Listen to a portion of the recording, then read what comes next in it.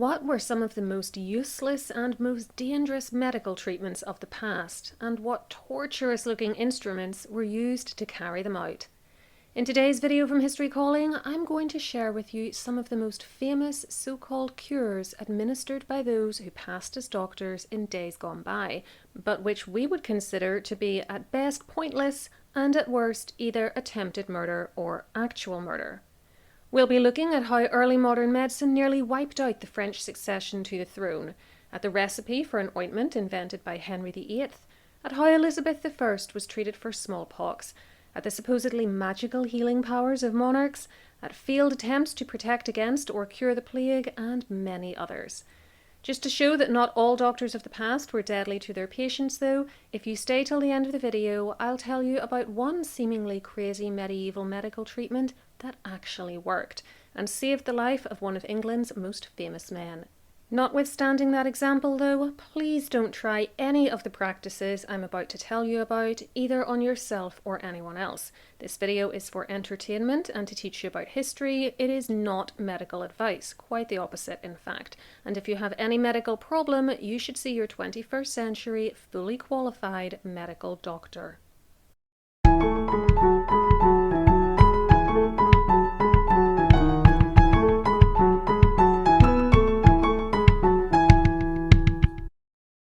The history of medicine spans the globe, encompassing all cultures and all eras of human history. So of course, it isn't possible for me to look at everything. Please therefore just consider this video a sampling of some of the better known and, to our eyes, crazier medical treatments, in inverted commas, that our ancestors used or were subjected to. And don't scream at me in the comments if I didn't include something you wanted me to talk about. Let's start with one of the most popular medical treatments of the past, and one which I'll bet most if not all of you have heard of: the practice of bloodletting. As the name suggests, this involved deliberately injuring a person in order to draw off some of their blood, and having been invented in ancient times in Egypt, it was used for a wide variety of illnesses, all the way up to the 19th century. There were different methods, including cutting into a vein, known as venesection or arteriotomy, or scarifying, which meant scraping the skin with little blades. Yes, this was all as horrible as it sounds. The blood was then collected in a dish and disposed of. The rationale, if you can call it that, was that the body was made up of 4 humours, being blood, phlegm, black bile and yellow bile, and illness was caused by an imbalance in one of these. Removing some of the blood, if it was the humour that was out of balance, was thought to cure the problem. Of course, it's all poppycock. We're not made up of humours.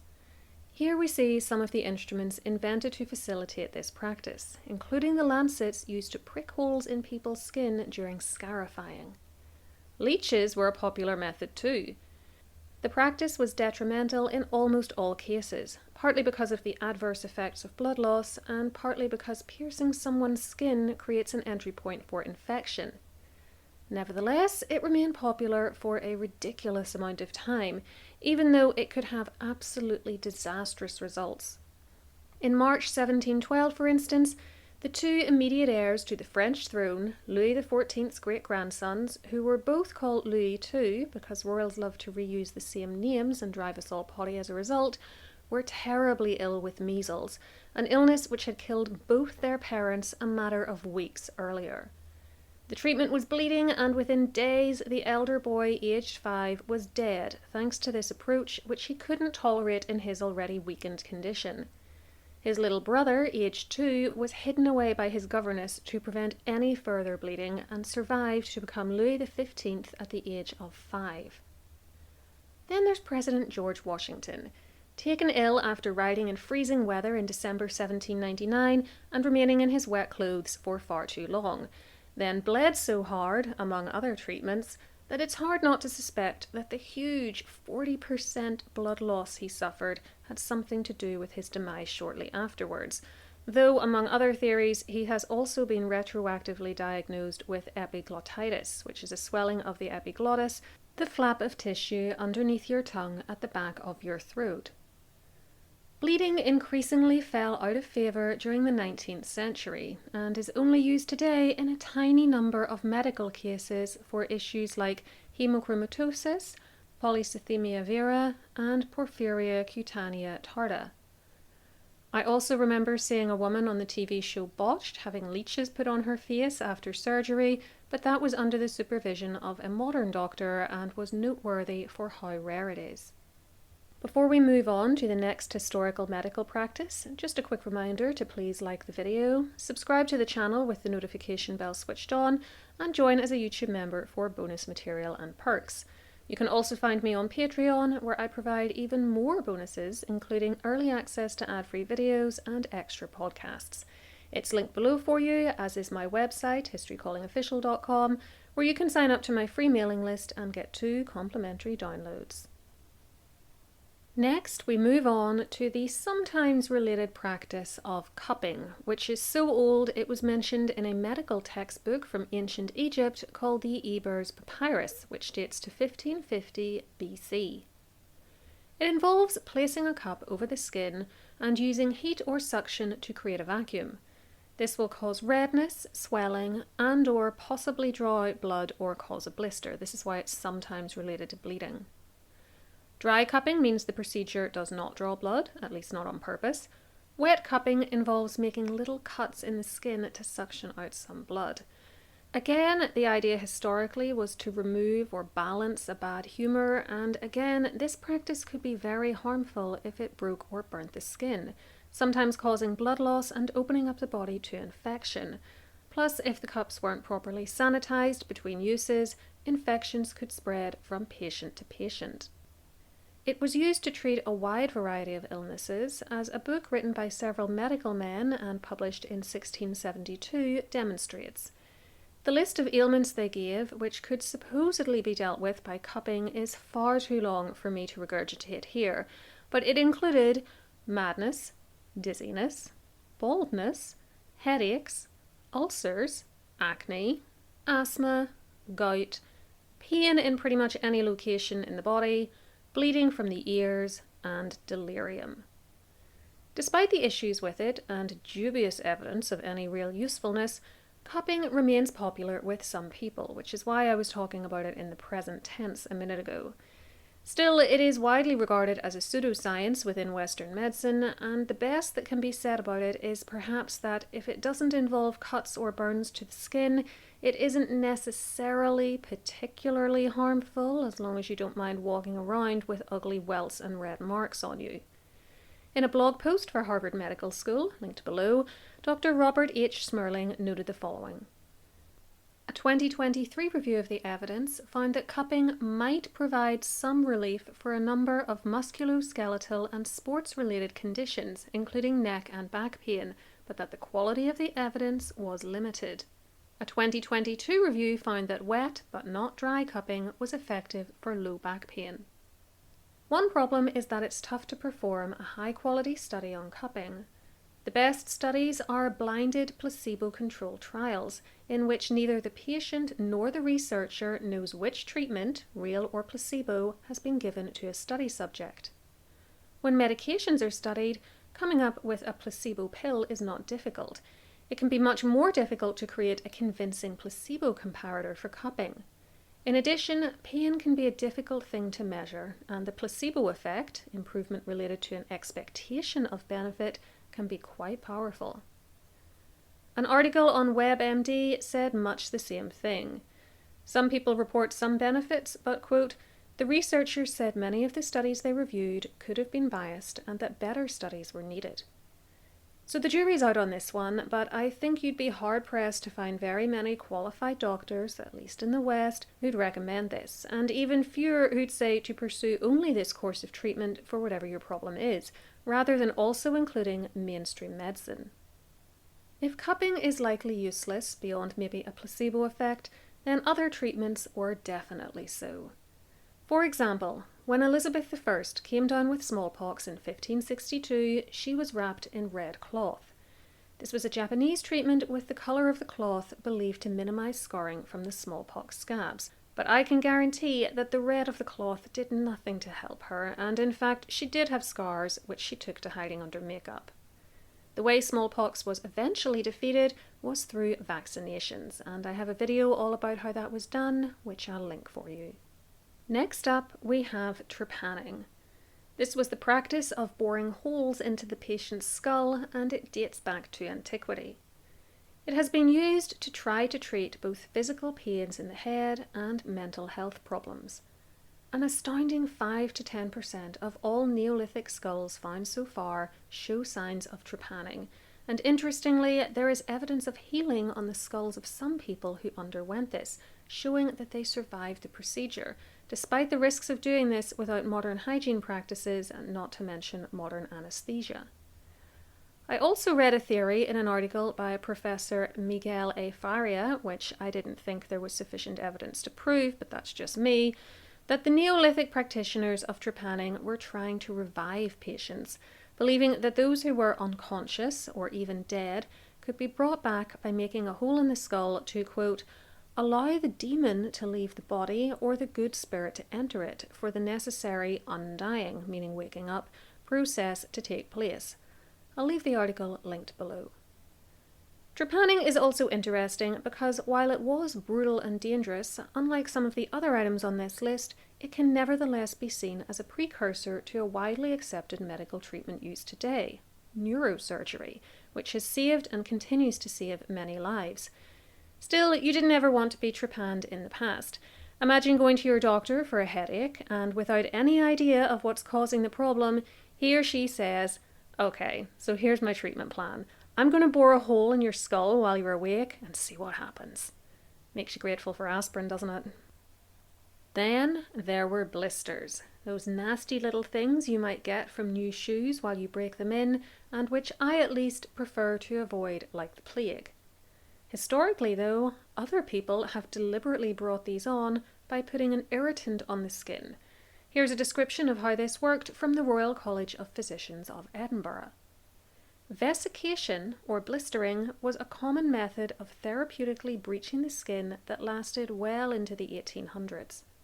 An irritant, usually composed of ground-up cantharidin, also known as blister beetle or Spanish fly, was coated on a plaster which was then applied to the skin. The resulting blister was then either left to heal or continually irritated to create a constant weeping sore known as an issue. As well as being applied to the skin, blister beetles were also ingested, a method of treatment which could be highly dangerous, even deadly. They were believed to cure a wide range of diseases from rabies to deafness. Honestly, as someone who doesn't love bugs at the best of times, this just makes me so glad that I live in a first world country in the 21st century and no one's rubbing ground up blister beetle onto my skin and telling me to be grateful for their medical expertise. Moving away from physical treatments historical doctors would carry out on you, let's look at things they might have recommended you ingest, inhale, soak in, or do, with those to be ingested quite often called physics, not to be confused with the scientific study named physics. Some were harmless enough, like making a pilgrimage to an especially holy site to try to cure fertility problems. Catherine of Aragon liked to do that. Or sitting in the thermal spring waters in the English town of Bath for things like skin diseases, muscle aches, infertility, and leprosy. Furthermore, research has shown that the waters at Bath could have some benefits for things like reversing, to an extent, the effects of lead poisoning, while the act of simply getting people to sit outdoors, because the baths were outdoors, exposed to sunlight and soaking up vitamin D, plus hydrating their skin in the water, could help with things like rickets, eczema, and psoriasis. Ingestible physics could be lethal, however, thanks to the inclusion of ingredients which we now class as poison. Mercury, for instance, was a popular treatment for syphilis back in the day. Rather than curing it though, all it would do was add mercury poisoning to your list of woes. Syphilis wasn't the only thing it was used for either. President Abraham Lincoln used to take it for what was termed melancholia, though he stopped before his death, and 21st century scientists suspect he was showing symptoms of mercury poisoning, including insomnia, tremors, and fits of rage. Even Lincoln himself suspected something was amiss, telling a friend he'd stopped taking his little blue pills in 1861 because they made him cross. It was hardly surprising. He was taking 9,000 times the maximum safe dosage. 9,000 times. That's not a typo. That's what he was taking. Anyway, other dangerous substances were mass-produced and aimed at children. Here's an advert from 1907 for Mrs. Winslow's soothing syrup, designed to help little babies with their teething pains. Aww. Do you want to know what was in it? Morphine and alcohol.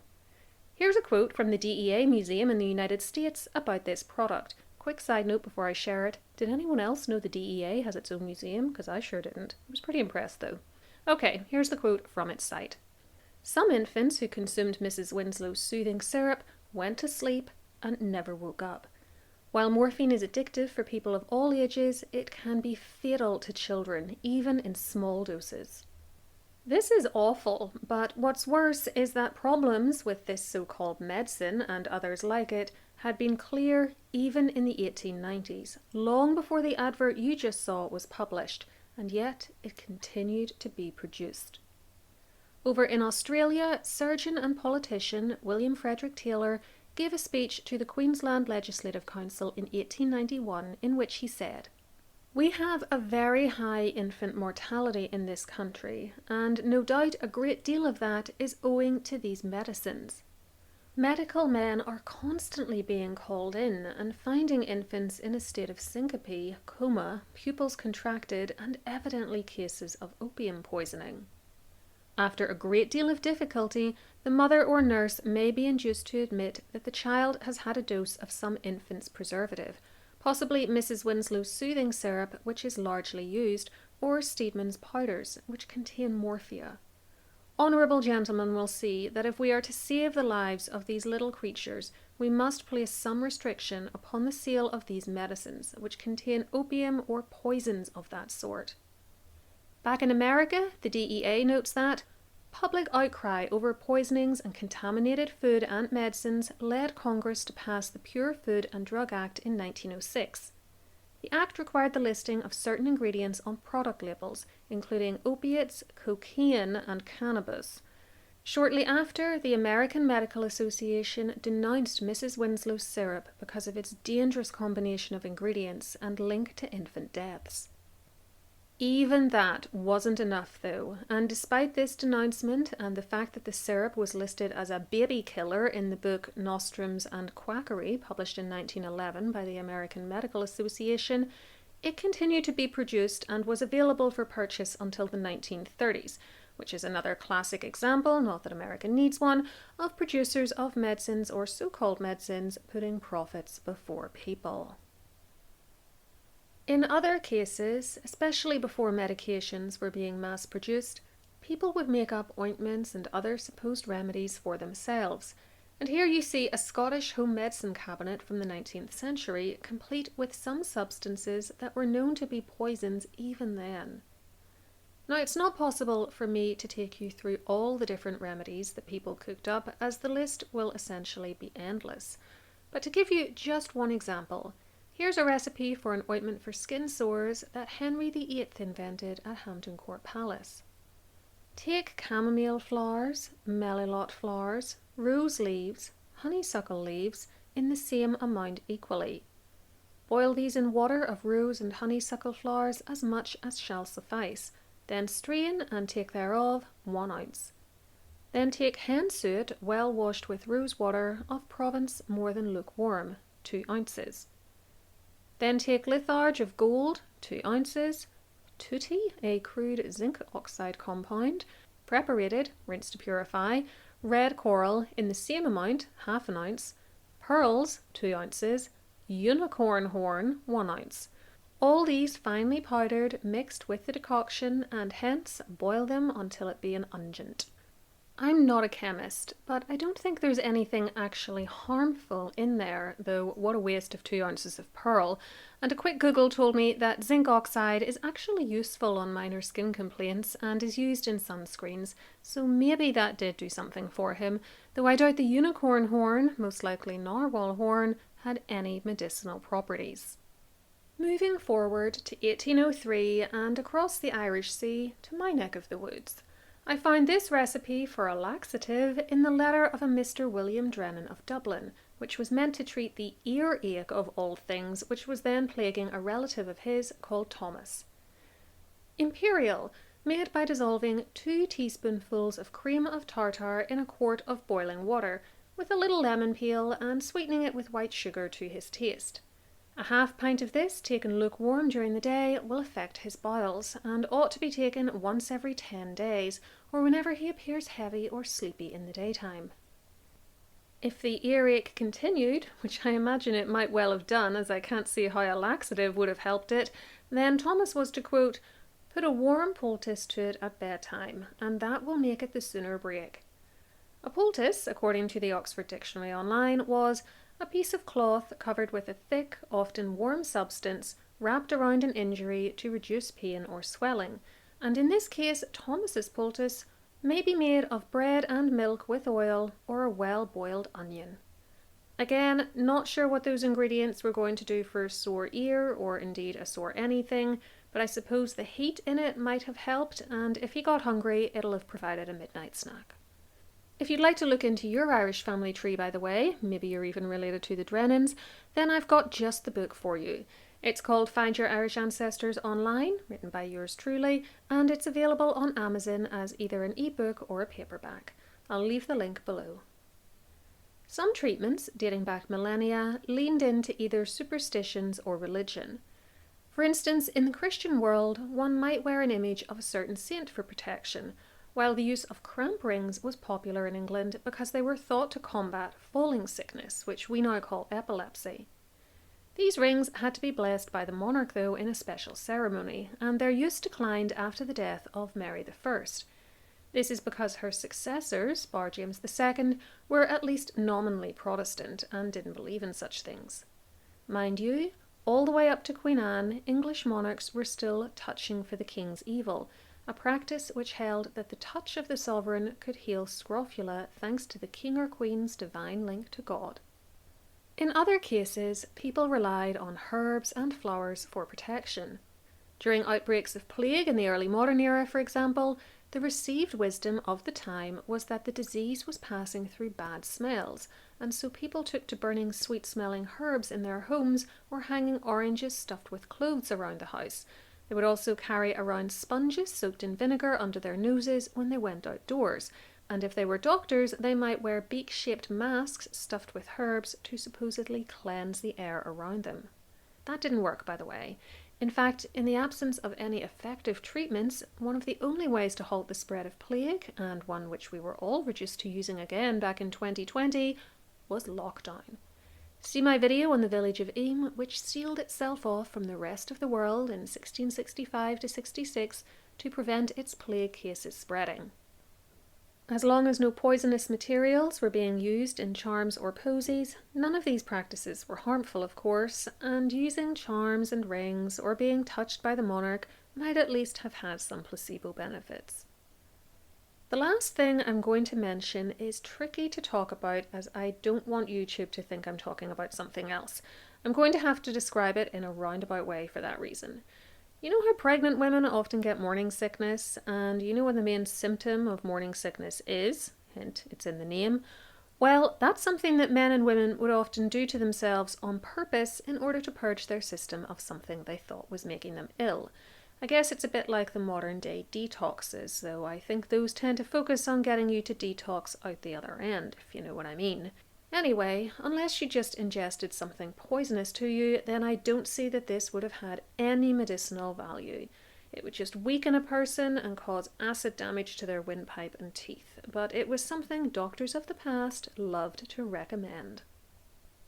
Now, of course, many of these medical treatments were used in conjunction with each other and others, and so to finish this section of the video, let me just give you an example of what a person could be put through in the past, all with the supposed aim of curing them of ailments which were often probably less problematic than the so-called treatments. In 1833, the Reverend Dr. J.S. Reid of Carrickfergus in Ireland wrote to a person I take to be his son, because this man was also called James S. Reed and was then studying medicine in Edinburgh. The elder Reed told of a family member or friend called Edward, who had been seriously ill for 8 weeks with what looked like hydrocephalus, water on the brain. Dr. Reed, quote, called in Dr. Thompson, a physician who has been incessant in his attentions. For the first 3 weeks, by blistering and bleeding with leeches, they beat the disease. A very violent attack of convulsions succeeded. They then rubbed in a large quantity of mercury, and the convulsions have never returned. But he has lost the use of the right side, is emaciated to a degree beyond what I could have conceived possible, and for the last 4 weeks we can scarcely observe any change for better or worse. His sight and hearing are quite good. He only says yes or no, and that not oftener than once in the 2 or 3 days. He is fed with gruel, etc., but he takes very little nourishment, and they have ceased giving him any medicine but to keep his bowels open. In other words, they were pumping laxatives into him. So this poor guy, already very unwell, was repeatedly bled and injured with blisters for 3 weeks, then poisoned with mercury and given only gruel to eat, plus laxatives so that he wouldn't even be able to properly absorb the nutrients from that food. I'd say he could have done without the incessant attentions of Dr. Thompson and the oversight of Dr. Reed. Now, you might think that all these dumb-as-a-post medical treatments are from the 19th or early 20th centuries at the latest, and in more recent times we're all so smart that we would never be duped into believing in any of this clearly crazy claptrap, but you'd be wrong. Well into the 20th century, smoking of all things, a practice with absolutely no redeeming features whatsoever, which seriously increases your chances of lung cancer, makes you smell bad, gives you yellow fingers and teeth, and costs you considerable amounts of money in the process, was being peddled as medicinal, and even as a cure for asthma, which is just wild given how much worse it would make asthma. Still, I hear you say, that was decades ago. We're smarter now. Even the smokers know that what they're doing is terrible for them. Well, that's true, but unfortunately, despite all our advancements and better understanding of the human body, we still aren't out of the woods yet when it comes to pseudo-medicine, as shown by the sales of the dipstick stuff that the likes of Gwyneth Paltrow and other self-proclaimed lifestyle and wellness gurus flog. I don't think I've ever recommended another channel's video on my own channel before, but I'm going to make an exception here and link a short video by the excellent Dr. Mike below, which takes you through how disingenuous and even dangerous the products that Paltrow advocates for and sells are.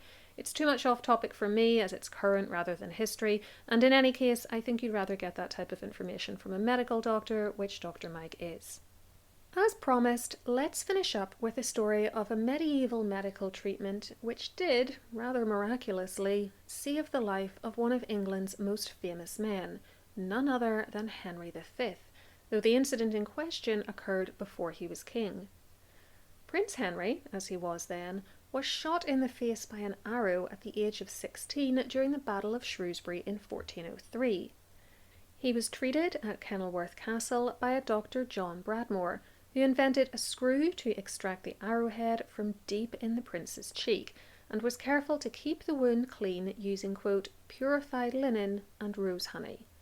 He himself wrote about what he did next, saying, I cleansed the wound with a syringe full of white wine, and then placed in new probes, made of wads of flax soaked in a cleansing ointment.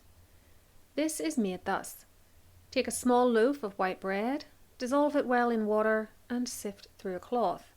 Then take a sufficient quantity of flour and barley and honey and simmer over a gentle heat until it thickens, and add sufficient turpentine oil, and the healing ointment is made. And from the second day I shortened the said wads soaked in the aforementioned ointment every 2 days, and thus within 20 days the wound was perfectly well cleansed. And afterwards I regenerated the flesh with a dark ointment. And note that from the beginning right up to the end of my cure, I always anointed him on the neck every day in the morning and evening with an ointment to soothe the muscles, and placed a hot plaster on top, on account of fear of spasm, which was my greatest fear. And thus, thanks to God, he was perfectly cured. He may not have understood why his methods worked, but his attention to hygiene, including the use of alcohol to clean out the wound, and the fact that he used honey, which has mild antiseptic properties, probably went a long way towards preventing infection. I have a video all about this event, which goes into it in more detail, and which I'll leave linked for you. That brings us to the end of this brief foray into the world of historical medicine. I hope I haven't grossed you out, and that we're all a little more grateful right now to live in the times we do with access to the medicines and procedures we have, which by the by will probably look terribly antiquated and even barbaric to people in the future, so I guess we shouldn't feel too smug and superior to our ancestors. Let me know below which of the historical treatments mentioned here you think was the worst, and to learn more about some icky medical treatments and the horrible results they could have, as well as some that were much more successful, try one of these videos next. I'll be back next time, and until then, keep learning.